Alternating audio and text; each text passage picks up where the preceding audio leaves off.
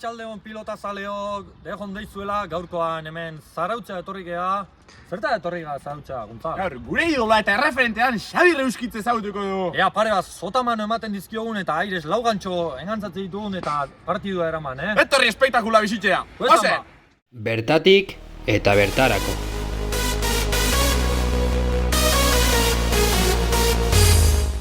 Bueno, egunen Xabi, baser bat solasaldia hau zuekin eukitzeko aukera eman izana, eta hori, eskerrik asko lehenik eta behin proposamen hau onartu izanagatik. Eta bueno, elkarrizketan murgildu horretik, gure neuke jakitxia, zer itzaukezun ontxe lehenengo pasuak emuten gabitzen proiektuaren inguruan. Proiektuaren berri ezer askorik enekien baiezkoa eman izuenean, baina, euskaraz ari zinetela iakitea bakarrik ja baiezkoa emateko lain motibo bada niretzat, eta zalantzari gabe eman izuen baiezkoa, eta gero pixka bat gehiago jakin dudanean, are ziurtasun handiagoarekin geratu naiz. Izan ere, zuek gazteak zarete, baina zuek baino gazteagoak ere badauzkagu guk etxean, eta bereziki bat denetan gazteena, 14 urteko mutiko bat, telebistaren aurrean sumatzen dudan bakoitzean, beti YouTube ikusten sumatzen du. Ikusten dituen gauzak ez dira oso atsegin eta asegarri izaten niretzat, egia esan. Beti saiatzen naiz ikustak zerbait erakutsiko dian zerbait eta ikasteko moduko zerbait eta denbora pasako oso gauza arin eta txatxuak ikusten aritzen da gehien bat, baina behintzat argi daukagu gehien pilatzen duen plataforma YouTube dela. Duta zer da Xabier Reuskitzeren egunerokotasunaz, noiz joaten zara, nola dira zure lanorduak, zer egiten duzu zure denbora librean? Begira, gaur egun inoiz baino askeago naiz, lanari dagokionez, ni urte askoan, 28 bat urtean langile autonomoa izan naiz. Euskal Telebistarentzat, Euskal Irrati Telebistarentzat lan egin dut, baina beti autonomo gisa lan egin dut, eta hilaren bukaeran fakturatu. Baina orain dela urte batzuk gizarte segurantzak ebatzi zuen ni eta beste hainbat ez ginela langile autonomoak, autonomo falsuak baizik, eta orduan plantillakotzat edo hartu gintuen Euskal Telebistak, baina ni une hartan pilota partidak bakarrik egiten ari nintzenez, lanaldi erdian hartu ninduten. Beraz, erakunde publiko bateko Euskal Telebistako langilea naiz, baina lanaldi erdian. Horrez erresan nahi du? Ordu asko geratzen zaizkidala libre. Asteburuetan, ostiral, larun bat eta igande beti pilota partidak izaten ditut. Asteleenetan ere batzuetan bai, zesta puntako txapelketak iraunduen bitartean eta asteleenetan ere bai, baina normalean asteburuetako lana izaten da. Gure audientzian gehiengoak ezagutuko dituzte pelota narratzaile dela, batik bat. Nondi dator, gaztetatik pelotarekiko zaletasuna izan duzu, nondi dator zaletasuna, zer dela eta? Begira, aspaldi honetan Jokin Errasti, neure adinkidea da gainera, Jokin Errasti erretiratu zenetik, enpresa handietan, profesionaletan eskuz ez daukagu azkoitiar pilotaririk. Baina pilotaren historian eskuz profesionalik gehien eman duen herria azkoitia da, alde handiarekin gainera, dozenaka eta dozenaka pilotarin profesional izan ditugu azkoitian, eta ni aurra eta mutikoa nintzenean, oso pilotazalea nintzen. Nik bertsolari edo komunikatzaile izatea erabaki baino askoz ere lehenago pilotari izan nahi nuen, eta saiatu nintzen horretan gainera gogotik. Orduan Azpeitian ez zegoen ez ganorazko pilotalekurik eta ez pilotarako lagunik, ez zegoen zaletasunik. Azkoitian berriz, gure Azkoitiko familia, Aikitea, mamak eta Osaba izebak eta plazan bertan bizi ziren, eta Azkoitiko plazan bertan daude bi pilotaleku, Konsejupe mitikoa eta Goikolosa. Bata arkupe berezi bat, eta bestea berriz ezkerpareta klasikoa. Eta pilotarako berriz lagunak gehiegi, txandarik hartu ezin. Eta orduan, nik beti Azkoitirako joera handia izan dut, horregatik, egin batean, gero Azkoitiko familiarekin atxikimendu berezia daukagulako ere bai, baina egin batean behintzat pilotagatik izan dut Azkoitirako joera, betidanik izan naiz oso pilota zale, galtza zuriekin jokatu dut eskuz, jokatu dut palaz pilota mazizoarekin, jokatu dut erremontean ere, eneukan pilotari izateko ahalik, baina zaletasun ikaragarria garatu dut, eta geroztik, pentsa, 17 urterekin eman nuen lehendabiziko pilota partida Euskadi Irratirako, 21ekin lehenbizikoa Euskal Telebistarako, orain 56 betetzera noa, eta pentsa zenbat milaka partida eman ditudan. Eta, gustatzen zaidan horretan lan egin ahal izatea sekulako zortea da, eta oraindik urte batzuk geratzen zaizkit, ondo bidean.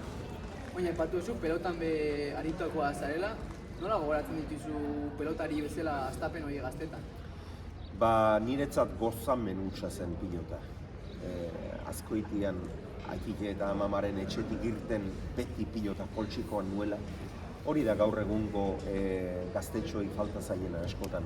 Niri behin gizon batek esan zidan, begira gure semeak 11 urte ditu eta hementxe daukazu, eta sekulako zaletasuna dauka, eta zuk jende asko ezagutzen duzu, eta ze prestatzaileren gana joan beharko luke, eta bar, eta esan nion, 11 urterekin prestatzailea ez. 11 urterekin behar duena da, poltsikoan pilota, baldaramak mutiko, eta ez, 11 urterekin poltsikoan pilota eraman behar da, eta guk beti eramaten genuen.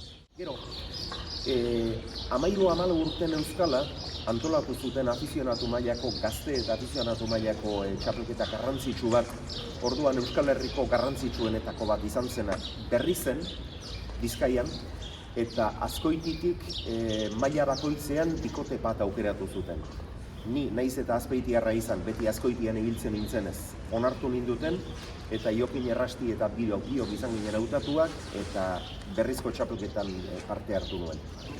Eta han konturatu nintzen nik enuela bide luzerik egingo, material aldaketa guztiz bortitza iruditu zitzaidan, gu beti pilota goxoarekin ibiltzen ginen, takoen beharrik ez genuen izaten, eskuko minik ez genuen izaten, eta berrizko txapelketara joandakoan pilotak txikiagoak ziren, askoz gogorragoak, ezurreren sartzen zitzaizkidan, takoekin jokatzen eta ikasi behar zen, eta handik aurrera hasi nintzen hainbeste gozatu beharrean gehiago sufritzen eta eskuko mina izaten eta nekezago ibiltzen. Eta horregatik batira, pilotari gisa ez duen bide luzerik egin, baina nire lehenbiziko ametsa hori zen pilotari izatea.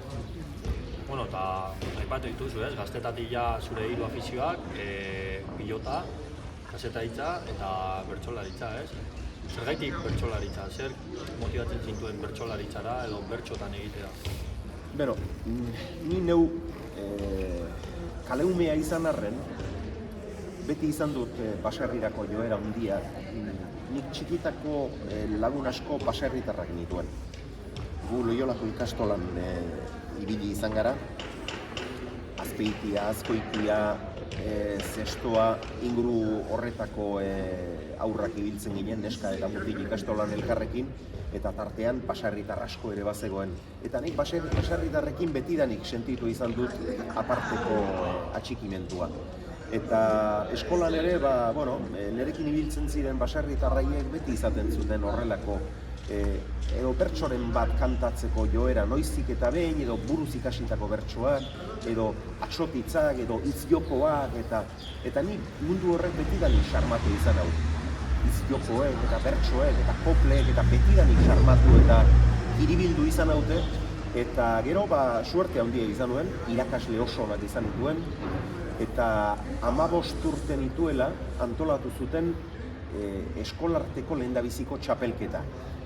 Gipuzkoako ikastolen elkarteak antolatu zuen, baina Euskal Herri osoko jendeak hartzezakeen parte, baziren lapurtarrak, baziren bizkaitarrak, bazen naparren bat, eta tira bat pare-parean egokitu zitzaidan, suerte handia izan genuen horretan, lehendabiziko txapelketan 1981 idatziz bakarrik, bertso paperetan bakarrik hartu nuen parte, enintzen ausartu bat-batean kantatzera, eta gero beste batzuk entzun nituenean pentsatu nuen, hauek gaina neuk ere egingo nian baina ez, uste dut erabaki zuhurra eta egokia izan zela han parte ez hartzea, baina gero ondorengo urtebete horretan lan asko egin nuen, bigarren txapelketara ja bat-batean izena eman eta beste oinarri batekin joan nintzen, eta bueno, suertea ere izango nuen eta berezko errestasuna ere uste dut badaukadala eta irabazi egin nuen txapelketa hura. Eta orduan, 15-16 urterekin bihurtu nintzen Euskal Herriko gazteen txapeldun. Mediatikoki sekulako oihartzuna izan zuen, eta horrek eman zidan aukera, 15-16 urterekin ja, garai hartako bertsolaririk hoberenekin ibiltzen hasteko. Jon Sarasua eta ni, eta gero hilabete gutxira Andoni Egaña, ja hirurok hasi ginen, Lasarte, Lazkao Txiki, Lazkano, Lizaso aita semeak, Peñagarikano, Lopategi, Azpilaga, Amuritza, garai hartako bertsolaririk hoberenekin kantatzen hasi ginen, artean mutikoak ginela, nerabeak ginela. Eta, bueno, bide horrek eraman nau, urte luzez, oraindik ere bide horren baitako sentitzen dut neure burua, bertsolari naiz, oroz gainetik, bertsolari izango naiz bizi naizen bitartean, azken arnasa ematen dudan bitartean, nik pentsatzen du nire azken arnasa ere herrimatua izango dela. Eta orduan, pilotari izaterik genuen izan, bertsolari izateko beste doain batzuk nituen, eta pasiorik handienez bizi izan dudana, zalantzarik gabe bertsoa izan. Eta bertxotan, hastapen horietan, aipatu beharra dago ez, 89ko eta 93ko Euskal Herriko txapelketak. Bai. Zeik gogoratuko zaren, ea Bai. momentu gazi gozoen bat bizi izan zen duen bigarren postu horrekin. Nola kontatu behiguzu final dura? Zer esango dizut da. Begira, lehen da bizi, 19 urte nituela, Jon Sarasua finalean sartu zen. Euskal Herriko txapelketa nagusiaren finalean sartu zen. Andoni Egaña ere bai. Eta nik 9. geratu nintzen puntu terdira. Pena eman zidan, min hartu nuen orduan, baina tira, gero urrengo txapelketa nagusian 89. urtekoan finalean sartu nintzen, gainera oso txapelketa ona egin nuen, Aixe sartu nintzen finalean. Aixe sartu nintzen, baina presiorik gabe, esan nahi dut. Neure buruari ez nion txapelaren presiorik ezarri, gainera inguruak ere ez ziren txapelaren presiorik ezarri, gazte honegi zen maila eman duen, eta honek finalean ere lan hona egingo dik, eta baina txapelaren presiori ez neukan. Eta finalean ere gozatu nuen, asko gozatu nuen, lasai nengoen, beste denak ikusten dituen dardarka, beldurrak airean, eta ni berriz gozatzen ari nintzen, eta gozatu egin nuen azken unera arte. Azken unera arte, noiz arte, arratsaldeko kartzelako gaia iritsi zen arte. Eta zergatik handik aurrera enuen gozatu, final hartan 8tik 3 azpeitiarra egin. Lazkano, Sebastian Lizaso eta ni. Eta kartzelako gaiaren garaia iritsi zen, joan ginen kartzelara, aparteko leku inkomunikatu batera, eta etorri zitzaizkidan Lazkano eta Lizaso, eta esan zieten, pixka eta arriskazak, txapela eskuen daukateta. Eta orduan hasi nintzen, orain arte gozatu egin diat. Enau txapelaren bila etorri, oso lan hona egiten ari nau, gozatzen ari nau, komunikatzen ari nau, bazekiat nire bertsoak jendearen gana heltzen ari direla, eta orain zer egin behar dut. Denak kakaztu edo gozatzeari utzi edo, eta ura esan izan ez palidate, borondaterik onenez esan zidaten noski, baina esan izan ez palidate askoz ere hobe izango zen niretzat. Txapelik ez duen lortu, ez zidaten beste baino puntuazio hobea eman, Lopategi aurretik jarri zuten, baina badakit askorentzat izan nintzela txapeldu, asko aipatu zuten, eta esate baterako bi momentu bizi izan dituen, gehiago ere bai, baina bi bereziki unkigarriak niretzat txapelaren balioa izan zutenak. txapelketa bukatu zenean, saioa bukatu zenean, bat agurtu, bestea agurtu, baten besarkada jaso, bestearen zorion agurra jaso. Denbora pixka bat joan zitzaidan, Azpeitiko pastorkua ostatuan geneukan afaria, dozenaka eta dozenaka lagun. Ni iritsi nintzenerako denak afaltzen ari ziren, iritsi nintzenean, burua sartu nuenean, denak zutitu eta sekulako txalozaparra baino zuen. Eta hura niretzat izan zen ikaragarria. Eta handik egun gutxira, txapel bertsolariaren omenez egiten zen saiorako ere, gauza bera. Agurra kantatzeko, lehenbiziko agurra kantatzeko, mikrora hurbildu nintzenean sekulako txalozaparra baino zidaten. Eta, bueno, hura oso urbiltu hunkigarriak izan ziren, txapelik genuen lortu, baina tira. Hura bizi izatea, une historikoei bizi izatea, gauza ederra izan zen niretzat. 91. txapelketa Gipuzkoako izan zen, baina hura ere Euskal Herrikoaren pareko zen kasik. 11.000 lagun, belodromoan lepo beteta. 93. urtean berriz ere Euskal Herriko txapelketa nagusiaren finalera iritsi gintzen. Lanak bukatu genituenean baneukan itxaropena. Horri ibiliko nau. Egaina edo bion artean egongo du eta horri ibiliko nau. Eta, bueno, txapeldun egaina esan zuten, baina tira, horri ibili ginen. Eta pentsatzen dut txapelketa zaparte ere neure arrastoa utzi dudala, estilistikoki, gaien aldetik, eta tira, gazterik erretiratu nintzen, baina pentsatzen dut bide bat urratu dugula gure belaunaldiak, eta bide horretan lagundu izana eta neure harrikoskorra jarri izana pentsatzen dut harrokeriari gabe, baina harrotasunez aztertzen dugu. Bertsolari jaio, baita bertsolari hil ere, esan duzun bezala. Horrez gain, komunikazio munduan zure ibilbidea egiten ari zara. Nola sartu zinen komunikazio munduan, zer ikizitun potentzioa? Begira, ni bertxotan enbilen, eta bertxoi esker nahiko ezaguna bihurtutan nengoen. Eta gero halako batean, Azkoitiko gizon batek, Roberto Juaristi, taxi gidariak, oraindik ere hor segitzen du, orain min hartuta dago, baina oraindik ere 95 urte ditu eta oraindik ere taxi gidaria da. Eta hark antolatzen zituen herri kirol jaialdiak, eta gero zaharren egoitzarako ere beste erakustalditxo batzuk eta antolatzen zituen, eta behin esan zidan. Xabier, aurkezle berdiak, etorriko alaiz. Eta gero 2 bertso kantau eta bale. Eta hala hasi nintzen, arekin horrelako aurkezpentsoak eta egiten. Eta halako batean esan zidan, Jose Mari Otermin, Euskadi Irratiko zuzendaxe lagune diat. Haren lagun berdio, Bazkaitia. Eraman induen, nik genekien zertara eraman induen ere. Eta bapatean, bazkaltzen ari ginela esan zion, Jose Mari, Xabier bakik bertsolajeala, baina aurkezle ere primeran moldatzek, eta honi aukera bat eman bertzikok eta zen. Eta ni lotxa egin da, gogoratzen ez, zer da hau. Zer entxufe mota da hau, etxatu. Eta, handik pare bat hilabetera edo, dei bat izan nuen Euskadi Irratitik eta esan zidaten, casting bat egin nahi dugu. Nik uste hitz hori hor ez zutela erabili, gerostikakoa dela, hemen eman zaion zabalkundea bintzat. Baina tira, proba bat egin nahi zutela, zenbait aurkezlerekin edo esatarirekin, eta ean joango nintzatekeen.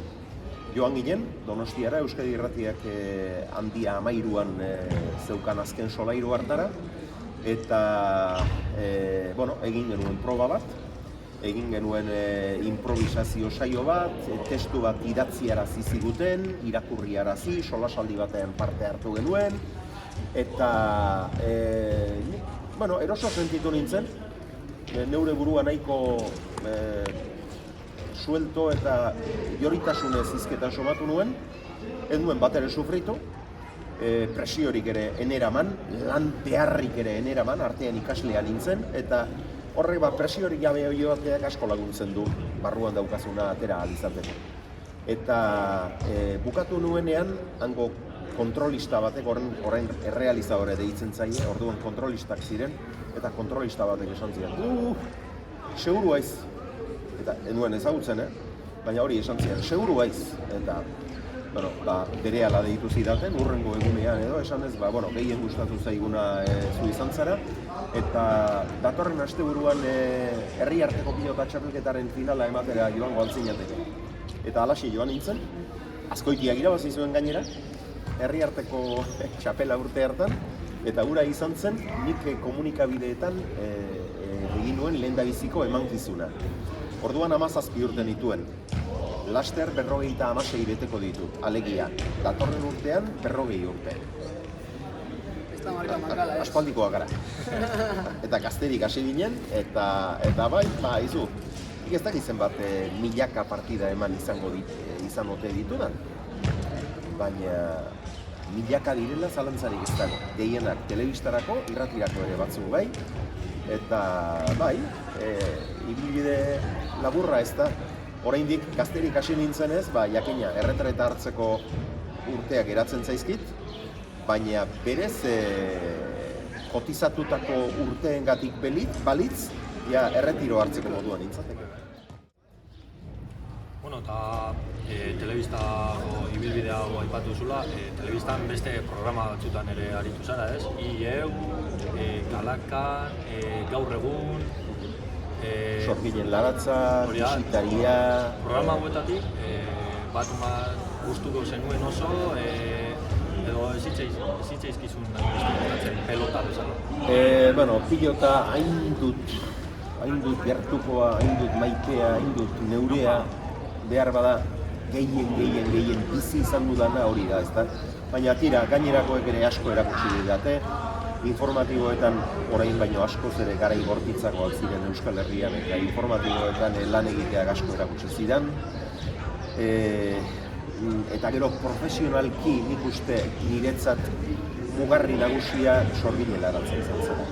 Sorginen Laratza zuzeneko show bat zen, emintzen aurkezle bakarrik, aurkezle ere banintzen, gidoilari ere banintzen, aktore ere bai, kantari ere bai, elkarrizketatzaile ere bai, gauza asko egitera behartzen ninduen, neure burua asko estutu eta zukutu behar izan nuen, oso lan trinkoa izan zen, lantalde apartarekin eta baliabide handiekin, hau ere esan beharra dago.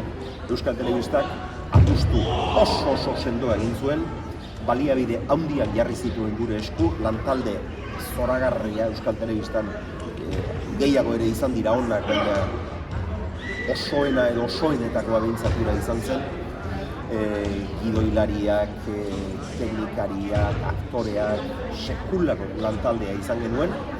Gaur egun, geroztik halako baliabiderik nik uste ez zaiola beste inongo programari eman, eta aurretik ez, seguru asko. Eta, proiektu hartan parte hartu alizatea sekulakoa izan zen, eta profesionalki ere gehien erakutsi didana, gehien irakatsi, gehien azten lagundu didana, uste Sorginen Eta pilota mundu honetan motivazio berdinarekin jarraitze duzu, edo oraindik euskitze urteetarako dugu, edo... Orain esan dizuen moduan, gizarte segurantzak bertako langile finko bihurtu ninduenez, oraindik urte batzuk geratuko zaizkik, eta gustura gainera, sasoian nago, naiz 17-18 urteko hastapenetako mutiko hura, baina neure burua egiten dudan lanerako oso sasoiko sentitzen dut, gainera bestela ere osasunez ere indartsu nago, ez dut inolako eragozpenik, pilota pasioz bizi dut oraindik ere, jende askok esaten dit eta ostiral gau batean, orain egiten duen giroarekin eta araino joan behar aldun eta emango dik pereza galanta eta nik beti esaten dut ez. Batzuetan eguraldi oso txarrarekin eta Errioxako edo Soriako ez dakize erriskatara joan behar baldin badugu eta horrelakoetan behar bada, baina bestela sekula ez dute nagikeriari izaten. Eta gainera, lehengo ostiralean esate baterako, igandean binakako finala zelako, ostiralak, finalaren aurreko ostiraletan ez dugu emankizunik izaten. Eta ostiral gauetan 3 aldiz bakarrik izaten da, urte osoan. Baina emankizunik ez baldin badu, erabat galduta sentitzen naiz, eta nik ostiral gau batean, eta zer egin behar dute pilotarik gabe, galduta sentitzen naiz. Hainbeste urte dira, hainbeste emankizun dira, hainbeste kilometro izan dira. Joxan Tolosak eta dio, 24 urtez elkarrekin egin dugun kilometro saioa, eta sekula ez dugu istripu bat izan, sekula ez dugu itzerdi baten okerrik izan, hori ere suerte handia izan da, Joxan Tolosarekin bizi izan dudan guztia, bizi ahal izatea. Eta, oraindik urte batzuk geratzen zaizkit, niri behintzat. Oin, fokua berriro pelotan jarriz, nola ikustu duzu gaur egun pelotako panorama, etorkizun duzu kilometan? Pilotak gauza on badauka, espezialitate asko dituela. Hori,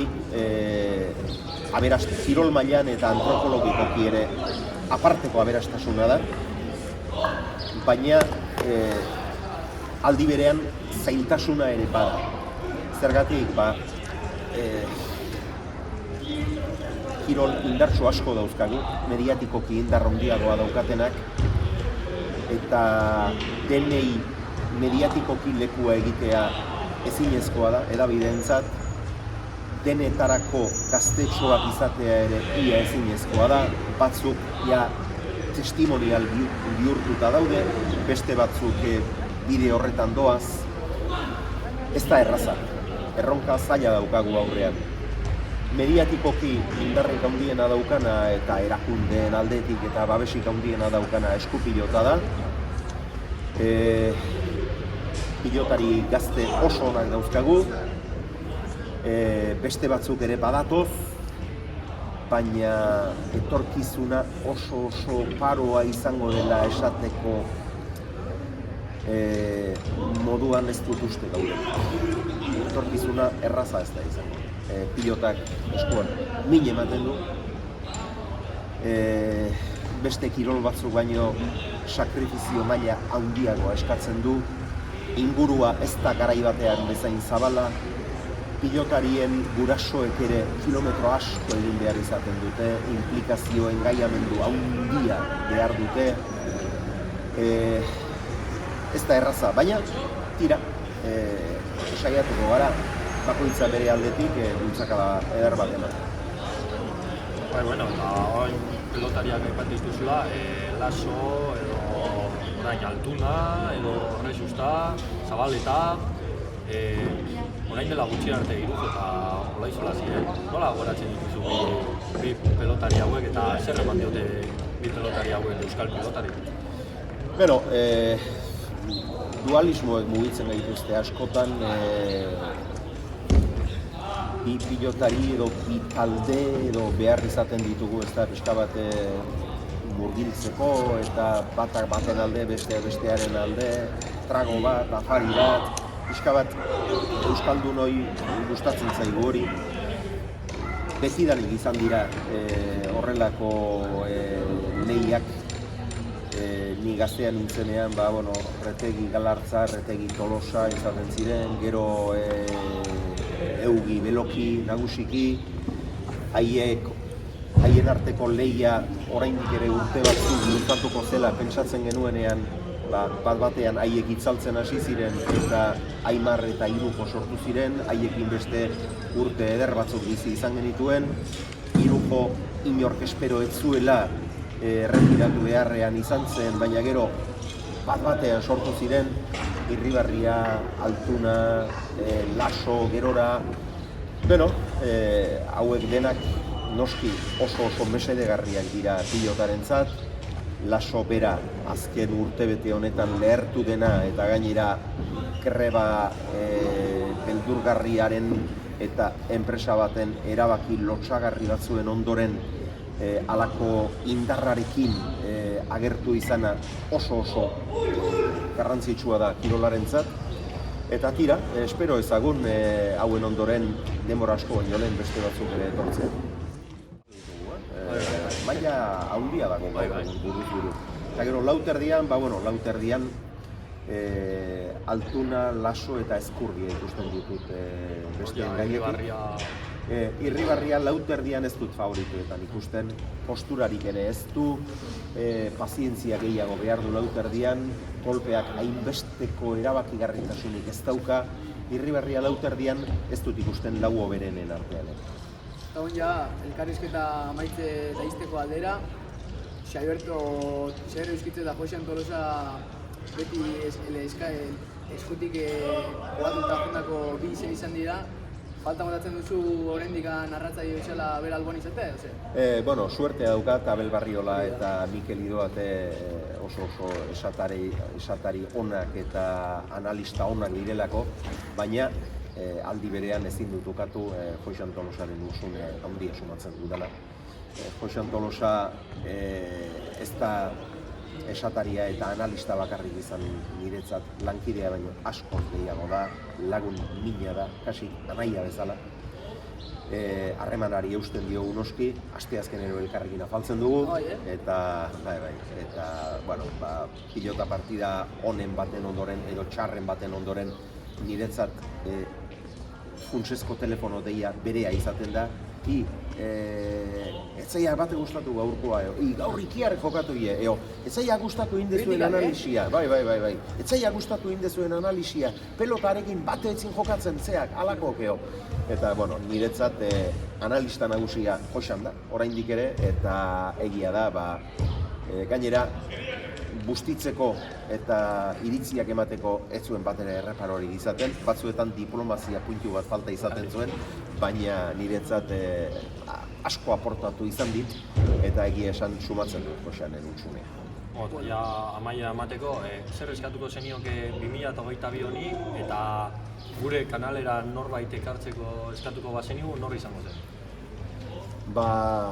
Zuen kanalerako Josean Tolosa bera ere oso nolitzateke, gauza asko dauzka kontatzeko.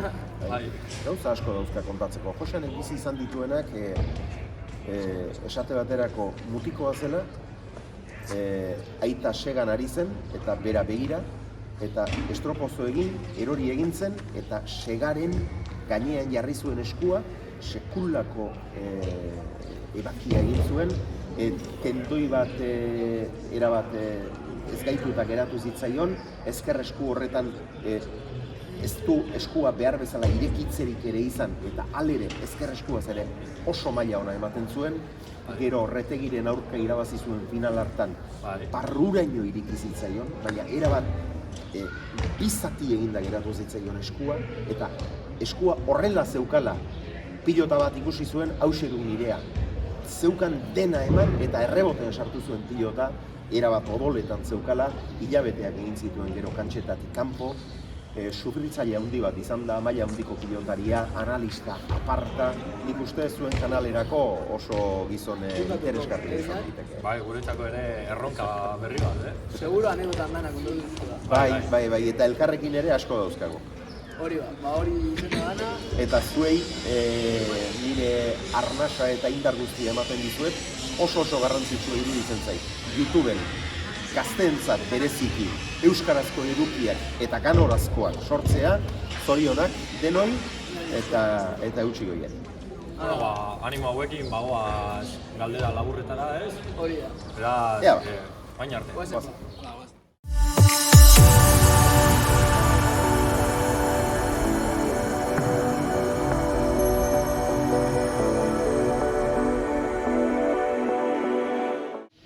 Bueno, gure inbitatu guztekin ohikoa den bezala, galdera laburren sekziora pasauko gara.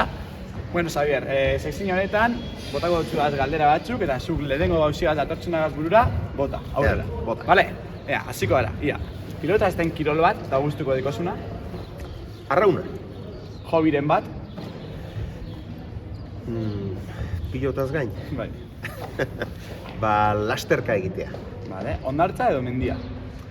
Mendia. Zarautz edo Azpeiti Azkoiti aldea. Hau Azpeitien ikusiko alda eta Azkoitia. Bueno, oraintxe bertan Zarautz. Vale, irratia la telebista. Oraintxe bertan telebista. Lekuren bat egunerokotosunetik alde egiteko. Zarauzko Torreoia. Ezagutzen ez baduzue, gaur zoazte, merezi du. Badeko plana. Erreferenteren bat, bizitzako edozen aldetan. Josean Tolosa. Vale. Ohituraren bat, Goizero, emaztearekin eta amaginarrebarekin kafesne hartzea. frontoi bereziren bat, Zarauzko frontoi hauxe. edarra, Frontoi benetan. txiki. Pelotari bat, Bueno, eta beste bat hautatu behar banu zalantzarik gabe, Azkoitiko kontsekupea. Historikoa da, milaka ordu, ez egunka, milaka ordu sartu izan ditutan eta niretzat aparteko espiritua da. oroitzapen politikan. Vale, perfecto. Pelotariren bat, zeuza etxik berezia dena edo. Nik ezagutu dan onena, Julian Retegi. Txapelketa gogokoena. Buruz buru. Vale, sekula astuko ez duzun partearen bat. Josean Tolosak Julian Retegiren kontra buruz buru irabazi zuena. Nire lehen finala izan zen Euskal Telebistan. Kasualitatea. Bertsoak ala pelota. Bertsoak. Vale, eta zer sentitze duzu gazte bat frontoien ikuste dozunean? Pilotan ari baldin bada, eta batez ere eskupilotan ari baldin bada, zirrara. Pilotaren hotsa bezalako musikarik ez da. Perfecto. Hau izan da den. Zerrik azezaia. Zuei. Arratsaldeon jaun Andreok, hemen Zarauzko frontoi txikitik partia bikaina dugu banakakoa, hemen Oier Zumarraga eta Jon Rodriguezen artekoa nor baino nor gehiago, hemen esatari lanetan izango ditugu Gontzal, Euskitze eta Beñat. Goazen ba partidarekin, ea ikuskizun eharra ematen diguten bi pelotari hauek. Zarauzko frontoi txiki mukuru betea sekulako giroa daukagu eta partida hastear da. Are txabaldarrak Zumarragak aterako du lehendabiziko sakea, txapak alaxe erabakita. Badoa! Pumpa egin erdi-erdian utzi du Jon Rodriguezen erantzuna eskuinez indartsu. Ezkerrez Zumarraga. Jon! Atzera ongi, ezkerrez jotzera behartu du baztertutako pilota. Jaso Zumarragak, moztu, bizi-bizi. Lehendabiziko tanto hau gogorra doa, berotzeko ona dute. Eskumaz atxabaltarra. Indartxu bi pelotaria ikusten dira, bai? Ezkerrez jaso, ederki. Edarra, Oierrena, edarra! Tanto! Ikusgarria honetan, Oier ondo ibili da. Pelotan ibili dabiak eta, ostia, ondo bukatu Oierrek. Ikusten da maila hundiko pilotariak direla. Horregatik bildu da hainbesteko zaleko purua ere. Eta lehenengo tantoa txalotua izan da, Bat eta huts gorri, larri eramandu Jon Rodriguezek, ezkerrez atzeratu. Eta hor huts egindakoa, ez da txapagainera iritsi. Txartzat eman dute epaileek. Bai, esko altza du epaiak. Txartzat eman dute epaileek. Larri, baina txapapean izan da pilota hori. Sakeak bi erreferak esperantza edo garaibateko xaxari zaharrek kantatzen zuten moduan. Sakeak bi erreferak esperantza. Eta espero baino nivel desienteago ematen ari da bi pelotariak. Ikusiko gu ea nola doan partida. Ezkerrez jarri da, txokoan deja da. Bai. Iritsi eta huts edo kausi etxian jokaldia hormabikoa egiten saiatu da. Jon Rodriguez eta Larri Xamar dabil. Eguna du Oierrek, azkenengo metrotan fin dabil eta egun polita, aparta. Bai, pare bat utzi ditu txokoan nivel handikoak, bai. Hordaz, aretxabaletako gaztea. Sakea dezente gurutzatua eskuinez erantzun ahal izan dio alere. Jon Rodriguezek ezkerkada luzea, bikaina. Ongi bildua. Oier, pilotari potenteagoa da, Jonek azkenengo metrotan izaten du eguna, baina gaur Oierrek ez dio aukerarik ematen, eta partea gorra egiten ari da Oier. Ari da berotzen, Jon. Hor sartu behar du Jonek. Hormadikoa, baina kaskarra ez da zabaleratu atzera Oierrek. Ongi. Tanto gogorra hau ere. Ikusgarria! Ezker zeharra jo duen ikusi aldu galtuna. Jaun eta jabe Oier gaurkoan, jaun eta jabe. Zutik jarri du Zarauzko frontoi txikia. Oierrek benetan apartekoa ezkerkada hori zabalera. Eta, azken tanto hauetan fisikoa ere garrantzitsua da. Txalo artean doa Atxabaltarra sake ateratzera. Erdian utzi du Jon Rodríguez Egeraman. Atzera Zumarragak. Ezker hormarekin lekurik gabe geratu da, baina Jaso ongi atera du ezker hormatik. Bola txapapean izan da. Bost eta huts tentsioari gain hartu ezinik ibili da Bizkaitarra. Txapeldun Oier Zumarraga.